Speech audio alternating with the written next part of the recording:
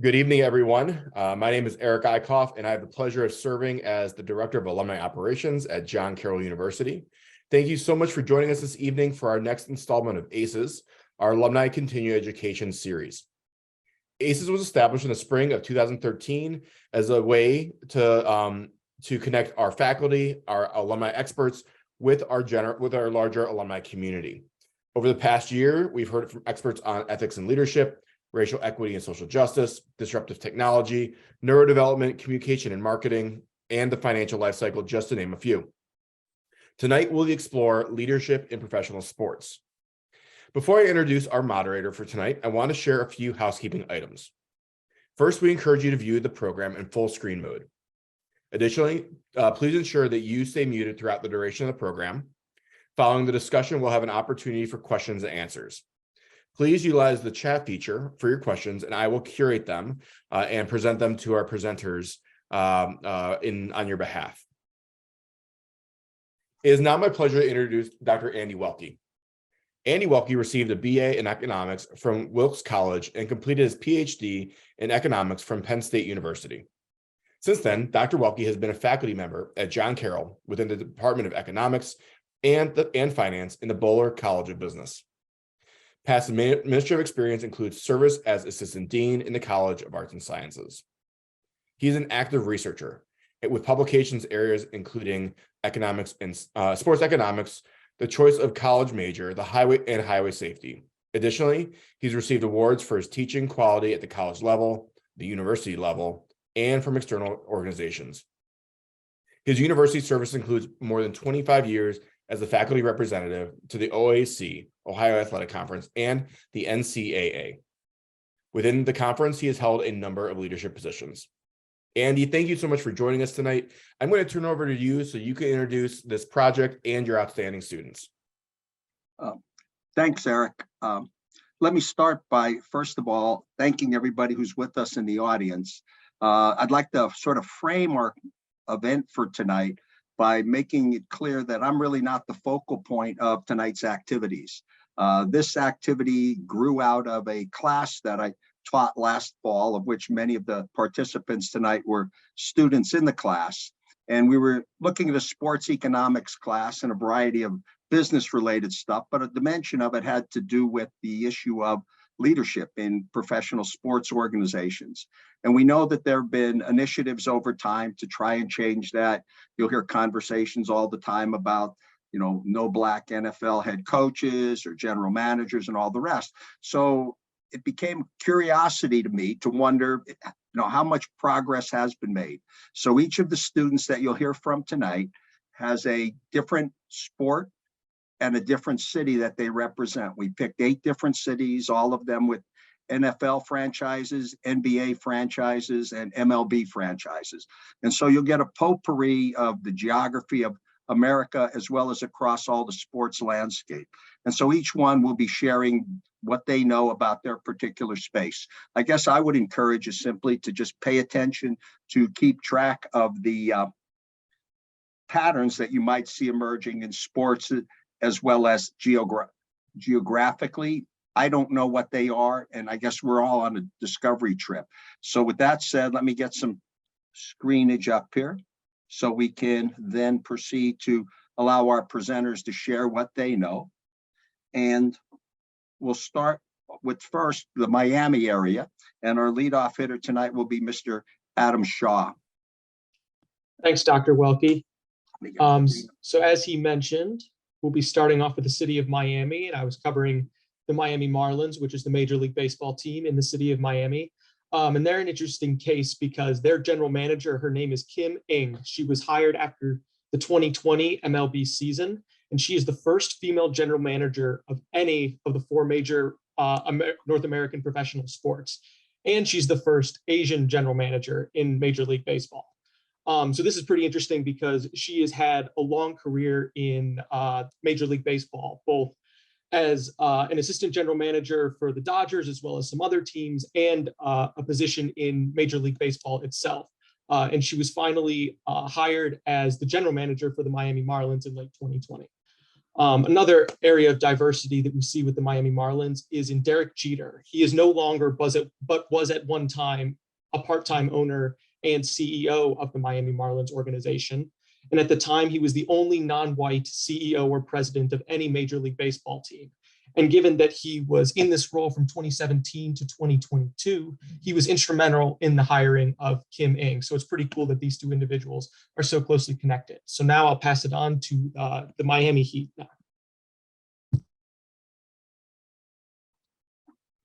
Thanks, Adam. So yeah, I had the pleasure of looking into the Miami Heat, and it's cool because they kind of pride themselves on being one of the most diverse staffs in sports. They have statistics up on their website stating that 70% are minority and 33% of them are also women.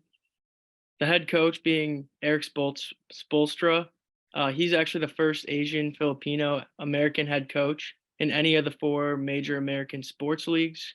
And he's been with the Heat for a while and was promoted actually in 2008 from assistant coach to head coach.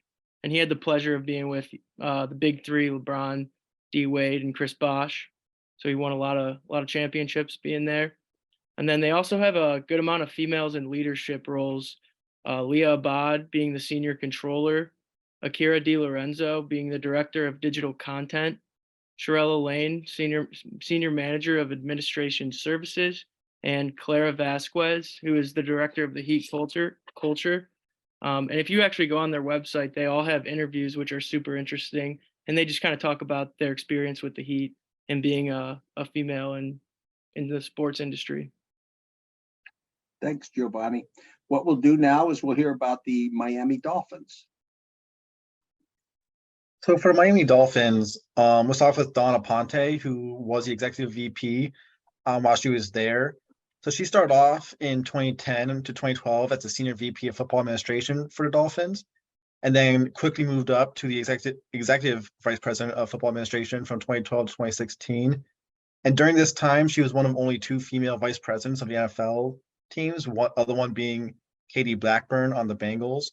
And presently, she's now the chief administrator of football operations for the whole NFL. So that whole vice president on the Dolphins really upped her career to where she is now. The Dolphins as a whole have also won the Paul J. Tagliabue Award in 2020. Now, this is awarded to the industry leaders in diversity, specifically in leadership excellence and pivoted roles in increasing diversity. And furthermore, they are the only, back in 2019 with head coach Brian Flores and GM Chris Grier, they were the only Black head coach and GM duo in the NFL, which really spearheaded in that case, as the organization has said multiple times that they strive to look for diversity and go against normalized hiring roles and looking for head coaches. Thanks, Ryan. The next city that's we'll hear about is going to be the city of Boston, or the Boston area more generally. And we're going to start with the Patriots.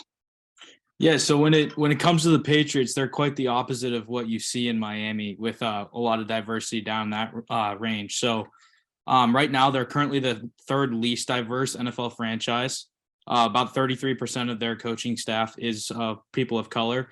And out of that, 0 of them are coordinators or in higher level coaching positions. This being said, they have improved over the past couple of years. In 2021, they looked to improve their standing by hiring 8 minority coaches, which was a big deal for their organization in the first place, because that was the most minority assistants that Belichick has ever had in his tenure with the Patriots. So also in their front office, clicking around their website, they only have 3 people listed in their front office, which are also 3 Ivy League educated white males. So that come from affluent families, especially with the CEO, Robert Kraft, and he, under him, works with his son. So there could be a level of nepotism happening with them as well. And then underneath him is the director of player personnel, Matt Groth, who is also an Ivy League man. He played quarterback at Princeton. So with the Patriots, they're really looking to improve their diversity among their team, but right now they're a serious lagger. Thanks, Owen. Sam, tell us about the Celtics. Yeah, so the Celtics have kind of had a long and complicated history of race that's fairly well known. but the organization has taken recent steps to kind of promote diversity and inclusion within both the organization and the greater Boston area. One of these efforts is the Boston Celtics United initiative, which is been funded by both the entire investor group of the team and members of the organization as well. It's a $25 million 10-year initiative that started in 2021 that was started to combat racial inequality. It focuses on some interesting community pillars such as voting and civil engagement and equity and education. There also are focuses to hire minority people within the organization and kind of promote diversity there. A part of that is that also they hired Ms. Donna O'Neill in 2018 as their Chief Diversity and Inclusion Officer. She is the first Black woman to hold this position in the NBA. The team also had a assistant coach by the name of Cara Lawson, who you guys might know as she is now the head coach of the women's program at Duke University. And she was one of the first assistant female coaches in the NBA. Thanks, Sam. Cormac, coach us up about the Red Sox. So similarly to the Celtics, they have a long history of racial issues. And there's a trend here that they always make a big change after an event happened. Someone spoke out against them. So I'm going to show that here. In 2017, an Orioles outfielder called out the fan base of Fenway and said that the team does not do enough to stop these racial comments while they're playing baseball. And they made a rule off of that. That was a no tolerance policy to these comments. And then a big move was in 2018 when they hired Rachel Ferreira, who was the highest ranking woman official in the MLB. She was the assistant GM. And then a big point of this was this Hunter Murray acknowledgement in 2020. This was right after the death of George Floyd. This player spoke out against Boston Red Sox and Fenway. And after that, they stepped up their game. They started to pledge with the NCAA a lot of money to these NCAA legal fund and education defense. And they started this fund with the partnership of the Boston chapter of the NCAA. And also they started the Red Sox Foundation, which is overseen by the Trinity Boston Connect, which is a nonprofit in Boston that focuses on the education, veterans, and health of different underprivileged communities. And this was all by their 10-step plan. And their front office CEO spoke out also with this change in their organization. Thanks, Cormac. Our next city is going to be New York, the Big Apple. Unfortunately, one of our speakers could not be with us tonight, so I'll give you guys just a moment to check and read through the slide as we pass this way.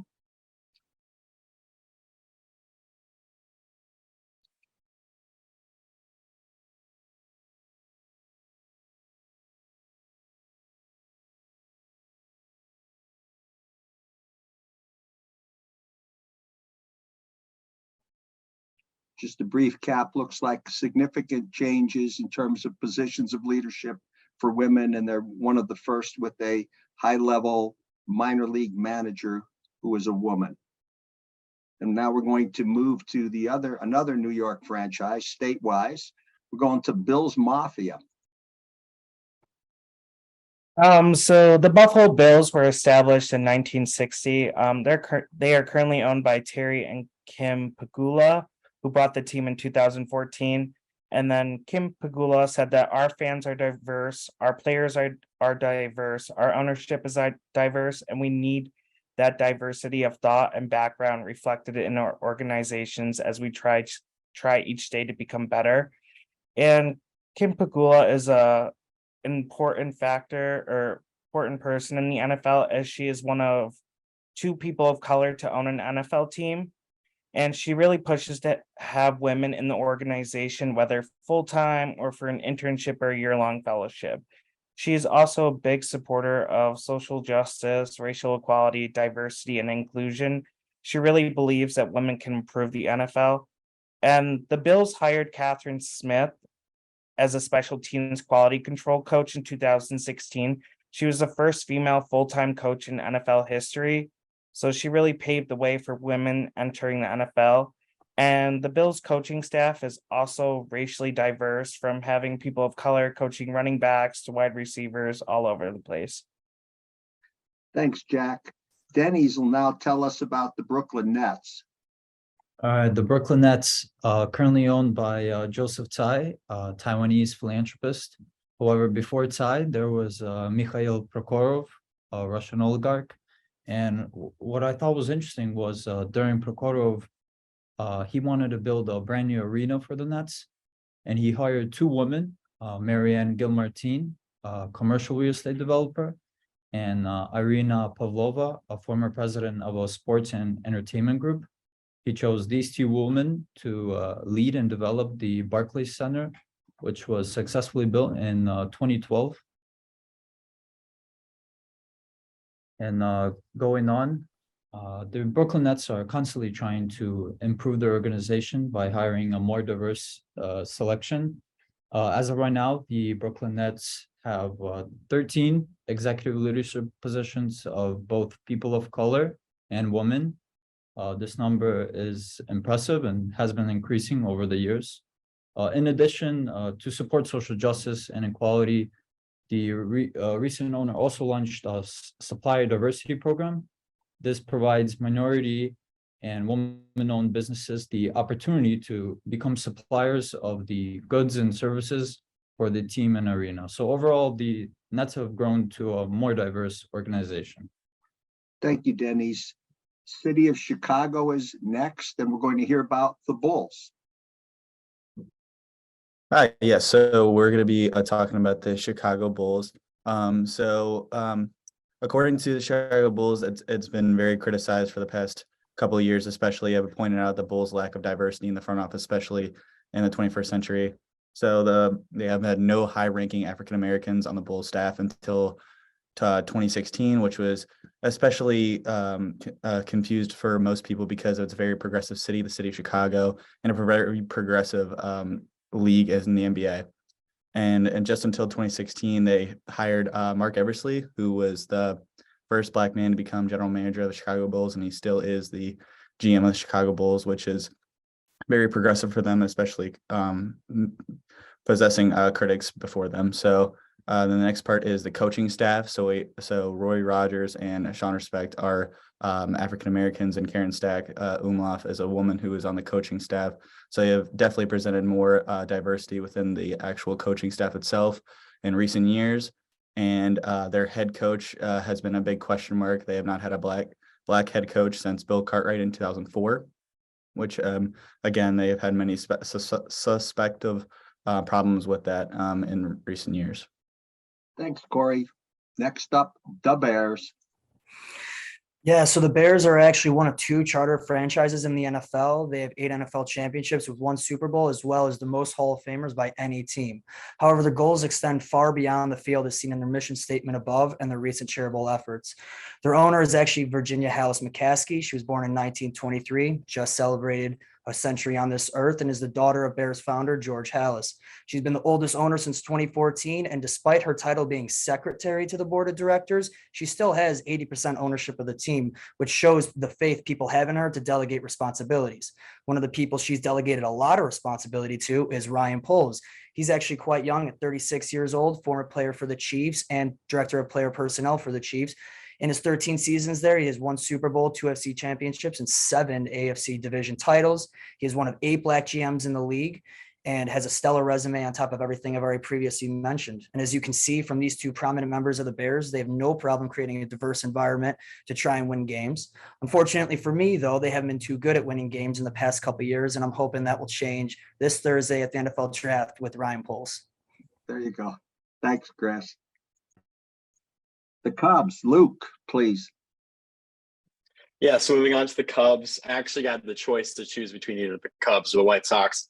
And living in the North Shore of Chicago, I had to choose the Cubs. They're a very historic franchise, along with the Bears. They were a founding member of the National League in 1876, where they actually weren't the Cubs at the time. They were called the White Stockings. They eventually became the Cubs in 1907 and are currently owned by the Ricketts family. Tom Ricketts is pictured at the top right there. And the current president is Jed Hoyer, who's pictured in the bottom left. And when he was hired, he was promised an incredibly diverse front office. in his tenure. And that was quoted from him during a press conference. And the first thing he did as the president was hire a new GM named Carter Hawkins, who is pictured right next to him in that photo. And the reality is that even though he's very qualified for this position, he is the 16th straight Caucasian general manager for the Cubs. So, and they've only had 16 total. So that obviously didn't really prove the point of him wanting to be diverse. And the ex-president Theo Epstein also promised diversity and change before he stepped down, and neither him or Hoyer could deliver. One thing going for the Cubs, however, though, is that they have a good diversity internship program for college kids or people looking to join the Cubs early on in their career. It's a 12-week program for members of underrepresented groups. However, I think they need to do a better job incorporating minorities and have more diversity from the bottom up and overall in their management. Thanks, Luke. Heading out to the West Coast, Dom and the LA Lakers. Thank you, Dr. Welki. Sorry in advance, but I have 3 slides to present due to the fact that the Lakers have made many improvements and efforts to increase diversity in their leadership team since 2001. To begin, in 2020, the Lakers announced Dr. Karida Brown as their Racial Equity and Action Director. She'll be playing a huge role within the organization as she will implement educational programming on race and racism for all employees, as well as empower the people in the organization to identify ways to be active participants in affecting real change. Next, the organization has made significant progress with gender diversity. From 2001 to 2019, the Lakers had no women in leadership positions. However, in 2020, that changed as Jeannie Buss was announced as the team's owner and governor. And Jeannie is historical in the organization because she became the first ever female controlling owner to guide her team to an NBA championship. And to add, in 2021, Shane Murphy became the first woman coaching associate in Lakers history. And finally, Linda Rambis was announced as the front office's executive director of special projects in the same year as Murphy was hired. And as you can see, all these women are seen on the right-hand side of the slide. Next, in this slide, I will provide a timeline including people of color in leadership roles throughout the years of 2011 to 2023. First, we have Mike Brown, who's the head coach in 2011 for the team. Next, we have Bernard Biggerstaff following in Mike Brown's footsteps a year later. And more recently, in 2021 and 2023, we have Rob Pelinka, who was the team's general manager, Jesse Buss, the team's director of scouting, and finally Darvin Ham, who is the current head coach of the Los Angeles Lakers this year. And despite all this progress, the Lakers still have much work to accomplish to ensure that people of color are adequately represented in leadership positions within the organization. Okay. Our next slide features the Dodgers. Our presenter is unable to be with us tonight, but it can give you a little sense of what's taking place within the Dodgers organization.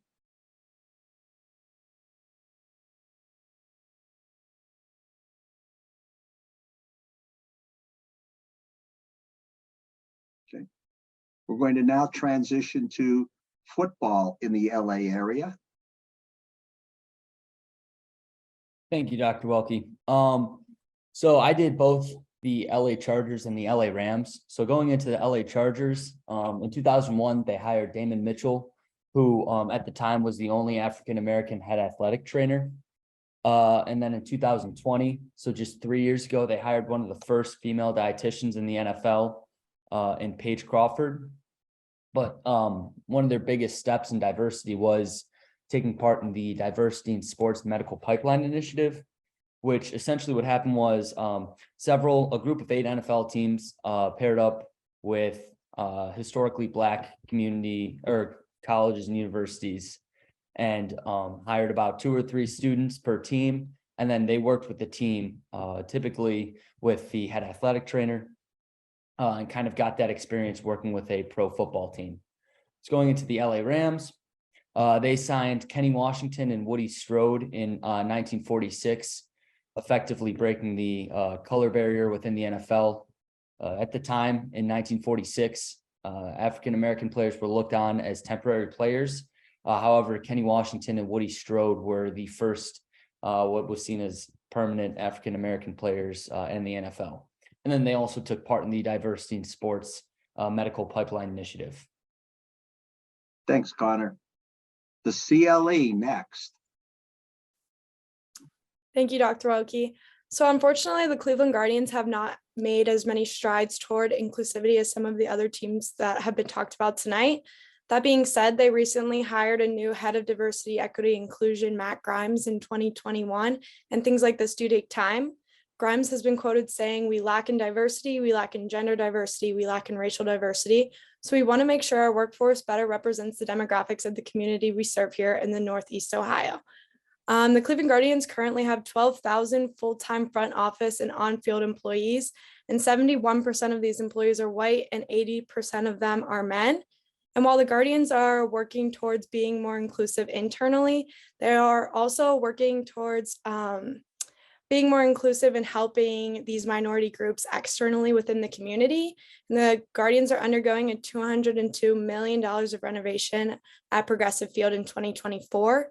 And 20% of these project contracts are going to Black-owned businesses, 18% to small businesses, 8% to female-owned businesses, 3% to Hispanic-owned, and 2% to veteran-owned. Thanks, Kendall. The Cleveland Browns on the clock. All right, so for the Cleveland Browns, I first looked at the staff demographics, and similar to the Guardians, there is a big male population at 68%, and female were 31%, while there was 71% of white people, 10% of Black and African Americans, and 10% Latino Hispanic. And I also thought it was interesting that their most common foreign language is Spanish. And then some of the accolades towards their diversity mission here is 41.67% of the coaches of color on staff, which ranks 18th in the 18th percentile, and 1 of 4 coaches of color at the coordinator level or above. And then they're 1 of 10 teams with a female coach. You can see the little infographic right there. And right now, and it's the most women coaching in history, which I thought was really interesting. I wanted to add that. Then for my second slide, I kind of wanted to highlight some of their Brown staff, specifically on their coaching. So first up, we have Nemo Washington, who is the Bills Willis Diversity Coaching Fellowship. And since its creation in 2020, this fellowship has helped 2 aspiring pro football coaches establish careers in the NFL. And this fellowship was named after Willis, who, along with Brown's teammates and legend Marion Motley, became one of the first 2 African-American professional football players in the modern era. Willis played with the Browns from 1946 to 53 and was enshrined into the Pro Hall of Fame in 1977. So the next one is Callie Bronson, who is chief of staff. And this year she actually became assistant wide receiver coach. And she's one of the women coaches on staff and 1 of 10 in the NFL, or 1 of 15. And then next, which is a really big improvement, is Andrew Berry was hired as the executive vice president of football operations and general manager in 2020. And he was the second African-American hired as a GM. And now there, I think, is 6 or 7 to date. And then next we have Catherine Reiki, who is the assistant general manager and vice president of football operations. And she's the highest ranked female team personnel executive in the NFL history. Reiki previously worked with the Eagles as the assistant GM and VP of football operations. Now she and the Browns exec vice president and GM Andrew Berry work with senior strategy group in deciding all player transactions. So she has a really big say with the Browns. And then the director of performance and nutrition is Katie Messiak, and she's also a female. Thanks, Ellie. Cleveland Cavs. So starting off with the Cavs, I feel like it's really important to highlight some of their accolades. They have one of the highest minority full staff percentages across all major league sports, and they're the top 5 NBA franchises for women and women of color at the VP level and above. And in 2018, they got the Best in Class award for senior management diversity by the Greater Cleveland Partnership. Pictured on the top is their owner, Dan Gilbert. He's been with the team since the 04-05 season. And he's credited with creating the culture that they have of remaining at the forefront of social justice movement. Pictured below is Kevin Clayton, the VP of Diversity, Inclusion, and Engagement, which is a newer position for the organization. His role is to really strengthen and expand the organization's efforts to maintain an inclusive culture. And he serves as kind of a mentor for the leadership and encourages them to enroll in additional educational opportunities and promotes perspectives that really value diversity. And he also is focused on enriching the organization's relationships with the external community. And the Cavs also made history last year with their executive VP and chief commercial officer, Shelly Kayette Weston, who is the first Black woman to hold this role in the NBA. But she did say that she rarely saw women working in executive positions as she made her way up to this. But she does hope to open up the pipeline for more women. And helping her do that is Corey James, who is the Director of Diversity and Inclusion. And he's doing that by expanding women's mentorship programs. And he also is creating a hiring pipeline with HBCUs. And he is also working towards deepening the organization's connection with the external communities. And he wants to build more trust with the local communities in Cleveland specifically. Thank you for the group that told us about Cleveland. Next up will be the city of Denver. Thank you, Dr. Welki. So I will be talking about Colorado Rockies, and they have been making some pretty, impressive strides towards increasing female exposure throughout their organization, especially as of late, as we see with their hiring of their first female scout in going into the 2022 season, Emily Glass, who is pictured up in the top right. And then, if we take a look at the female in the middle right over there, that is Alyssa Bruno, who is the Vice President of Communications and Marketing. And she's responsible for overseeing all aspects of the club's public and media relations, advertising, marketing, and player relations. And she started her organization role in 2021. And that kind of shows that the Rockies organization has been kind of putting some importance on that in the recent history. However, if we take a look at Sue Ann McLaren, who is pictured at the bottom right, she has been with the Rockies since October of 1992, and she was responsible for beginning the ticket sales department for the new expansion team at that time. So it kind of stays consistent with their old term and new term views on this. And then we can see that they've also devoted some resources towards minority leadership, where we can take a look at Rolando Fernandez, who is the Vice President of International Scouting and Development. And prior to his current role, he spent 4 seasons as the roving Latin American coordinator. And in 1999, was named the Rockies Player Development Man of the Year, and he's pictured at the top. And then we have Danny Montgomery, pictured at the bottom, who is the Vice President and Assistant General Manager of Scouting. And he has been a member of the Rockies organization since November of 1991, going through a variety of roles throughout the years. And in 2018, he joined the board of directors of the Professional Baseball Scouts Foundation and was elected into the Scouts Hall of Fame. Thank you. Denver Broncos. Yeah, so I'll be focusing on the Denver Broncos, and they've really done a great job, especially with their ownership in including minorities and females. So if you look at the quote by Greg Penner, one of their owners, we're big believers in bringing together different perspectives and experiences and backgrounds, and then we think that will make us more successful. And when you look at this ownership group, it really proves this quote, as 4 of the 6 members of the ownership team are minorities or female.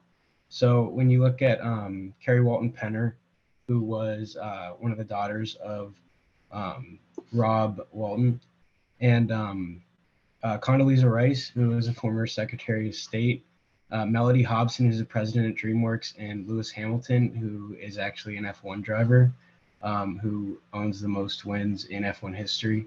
It really shows that they really bring all these different perspectives and experiences together.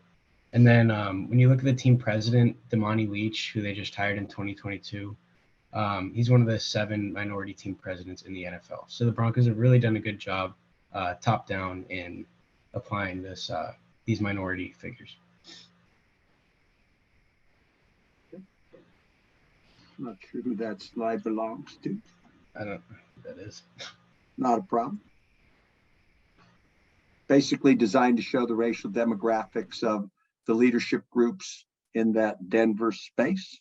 So what we're going to do, move now on to the city of Dallas. Yeah, it's the city of Dallas, the Texas Rangers. So in the upper left corner, you see like the what the Texas Rangers named off of the state police. And the Texas Rangers like have one of the kind of lower key like name controversies like the Cleveland Indians had and the Washington Redskins had. And the Texas Rangers have a really brutal colonial expansionist history. And also in the current day, they have many problems with racial profiling and police brutality. In the upper right corner, you can see that the Rangers haven't had a person of color in the VP position since 2009. And MLB also has a really low VP amount positions. the good thing about that, but a positive coming out from that is actually have one of the highest levels of woman ownership in the league, woman in positions. And going on, just have a really sordid history with LGBTQ representation. Out of all the MLB teams in the league currently, the Rangers are the only team that has a pride night. Currently, you can see the little cheeky caption in the back left corner. And there was another issue with the Rangers with the lack of LGBTQ representation. You see in the bottom right, I'm sorry, it's really small. You can see it better with the full presentation, but essentially that's a proposition to stop LGBTQ youth bullying. And every single other MLB team acknowledged the LGBTQ youth in their tweet, whereas the Texas Rangers just had a bland corporate statement stand against bullying, versus just plainly just not acknowledging the LGBT community whatsoever. Thanks, Nico. The Mavericks. So looking at the Mavericks, obviously their owner is one of the most well-known, if not the most well-known owner in the NBA. And he's kind of put their organization at the forefront of diversity efforts, especially following a report in 2018. They kind of had toxic work environment and reports of discrimination. So following that, he hired Simp Marshall, who was actually the first chief executive officer that was Black and a female in the entire NBA. So once he hired her in 2018, she kind of put in a 100-day plan that she's going to completely turn the organization around culturally. And they've really made a ton of great strides since then. Their leadership team is now 50% women and 50% people of color. So they're really trying to hit that diversity for both women and for opportunities for race. And following her her employment, she's created resource groups, and they're really expanding their communities with among their employees for women, parents, Latinos, Black and new employees. And what they do is anyone can join this, just to join a community in effort to create equality through those communities. And so the Mavs have actually pledged at least $5 million and 10,000 volunteer hours to address inequality in the entire Dallas community and really make an impact around them. And then they also have a former WNBA player and assistant coach who's a female for the Mavericks currently. And in 2020, they won the NBA Inclusion Leadership Award, just showing they've made a lot of great strides since those reports in 2018 that they weren't meeting the standard for diversity. Thanks, Richie. We stop at Jerry World. So the Cowboys employ 750 people, and Zippia, a job search and statistics service, broke down the demographics of the Dallas Cowboys employees using data from the Bureau of Labor Statistics and the U.S. Census data. They found that 43% of the Cowboys employees are women and 57% are men. 50% of employees are white, followed by Hispanic Latino ethnicities at 28% and African American ethnicities at 13%. And when looking at language skills, 73% of the Cowboys employees are fluent in Spanish as a second language, 10% in French, and 5% in Mandarin. These demographics earned the Cowboys a 9.7 out of 10 score from Zippia. One initiative the Cowboys have taken to increase diversity is the introduction of a diversity coaching summit, an event that offers coaches of all levels from the North Texas area to discuss professional and personal development. The goal of the event is to help coaches develop strong organizational skills that take a more holistic approach to coaching by encouraging inclusivity and stronger leadership skills.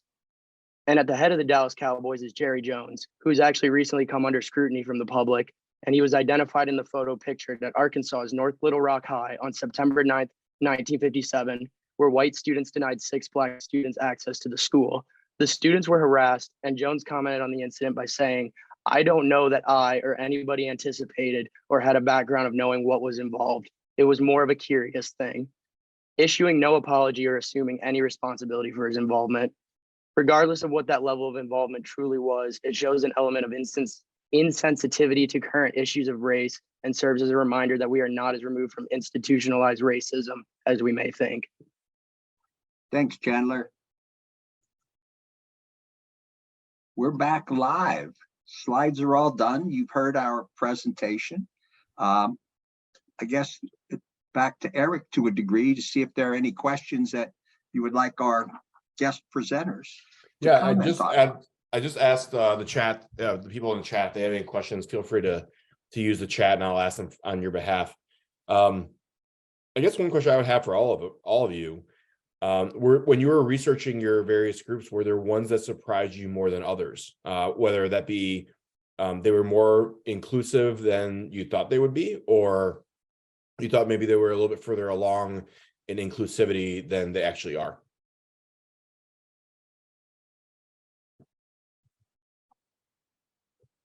I just thought there was a really interesting contrast with the structure of the Cowboys organization as compared to kind of Jerry Jones and his backstory and kind of like what people know about him. Thanks, Chandler. Yeah, that makes a lot of sense. Any other thoughts?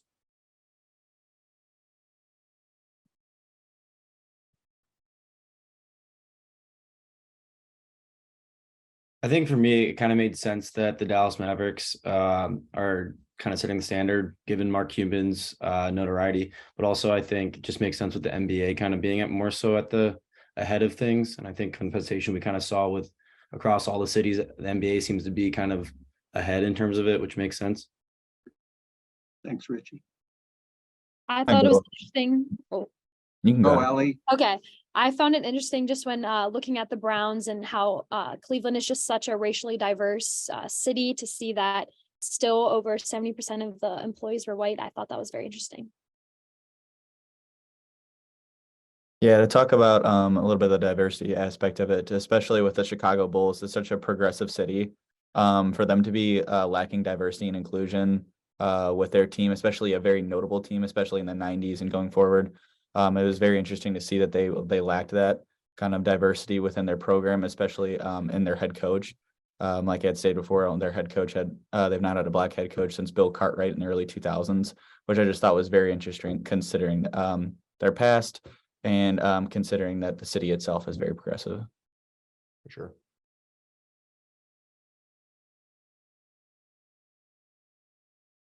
Andy, can you do me a favor?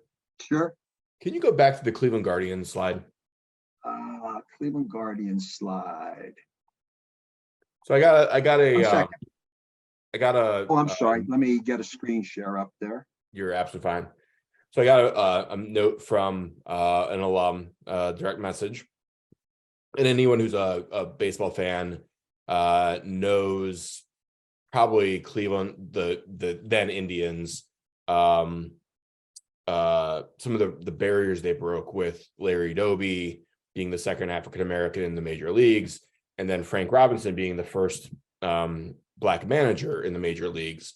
And I guess it struck me that they're very proud of that piece of the history, and I am a huge Guardians fan, but they seem to be struggling a little bit with some of their diversity, equity, and inclusion initiatives. Well, I think in some sense, the point that you bring out, Eric, is an important one, and there's sort of like the optics of the stuff, and there's sort of the boots on the ground of the stuff. And I think sometimes with a lot of organizations, you'll see these high profile hires that make splashes and make news and contribute to starting to change things. But maybe the broader issue is sort of how slowly cultures change, even when we bring in a sort of a high profile person to manage a particular space. And in the big scheme of things, you're looking at what, 3 of the most historically dominant male cultures going. And so the rate at which change is going to take place, I think, obviously will take time. Sure. I think maybe a lot of the initiatives need to be sort of that, for want of a better term, a longer term kind of seasoning to get people to the stage where they can be at the higher leadership positions, which I think is sort of one of the things that struggled, like Rooney Rule and a variety of other things. The pipelines are just not as full as they need to be to sort of allow things to take place. But there's always going to be I think, a natural resistance to allow different groups who are fundamentally different, look at the world differently, into sort of the club, so to speak. That makes sense. Any other thoughts from you all? Things that surprised you, again, one way or another, if any of the other clubs that you researched were surprising?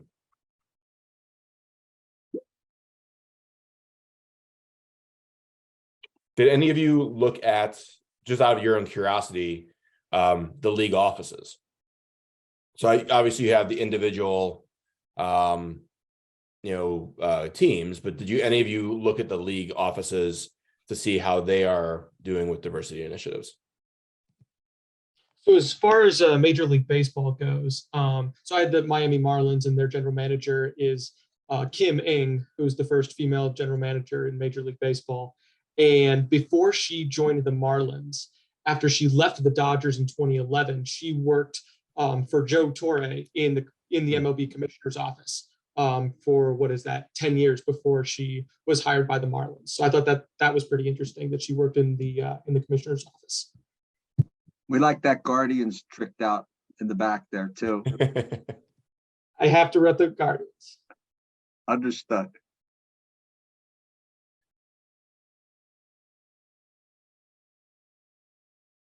Someone just asked, curious why hockey was not included. They are biased because they are a big hockey fan. Understood.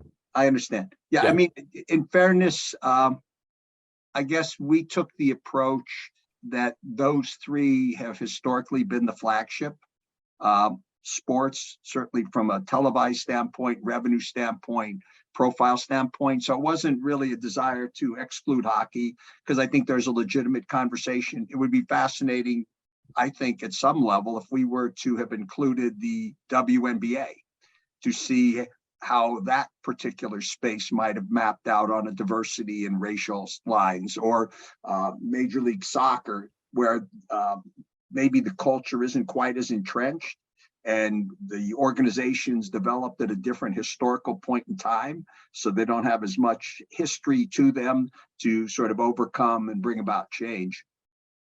But there'll be future sports econ classes and future A.C.E.S programs. Love it. I absolutely love it. Why don't we end it with that? And again, I want to just say thank you all for being with us this evening. Thank you for taking this project on to each of our students, and Andy for always being such a willing partner. We are very blessed to have you within our community and an ally with our alumni relations team. So thank you. No, we're blessed to have the participants in our community. Well, and to all of you who joined us from wherever you call home, we're glad that you did join us. I wanted to provide you all a couple of other opportunities for you to stay engaged with the university. The weekend of June 9th through the 11th is a busy one for John Carroll. On Friday, June 9th, we'll join fellow alumni at Tanglewood Golf Course for the annual Alumni Golf Classic, benefiting the Father Neil Lavelle Cleveland Chapter Scholarship. That evening, John Carroll welcomes back alumni from the classes ending in 3s and 8s for our annual alumni reunion. This time-honored tradition allows alums to rekindle their friendship and strengthen their bonds to JCU. And finally, on June 11th, join fellow alumni at Progressive Field as the Cleveland Guardians take on the Houston Astros. Later that summer, our Pittsburgh, Chicago, our Columbus, I believe our Rochester, and again, the Cleveland chapter will be hosting additional outings to various baseball games in their respective cities. You can find more information out about and register for all of our upcoming events at jcu.edu/alumni. Finally, please consider a charitable gift to John Carroll in support of our students, our outstanding faculty, and our entire campus community. If you've already made a gift this year, thank you for your generosity. If you have not, please join me in supporting John Carroll so that we can continue to deliver an outstanding education for our current and future Blue Streaks. You can make a donation by visiting jcu.edu/give. Thank you again for joining us this evening. Take care, be well, stay safe, and onward on John Carroll.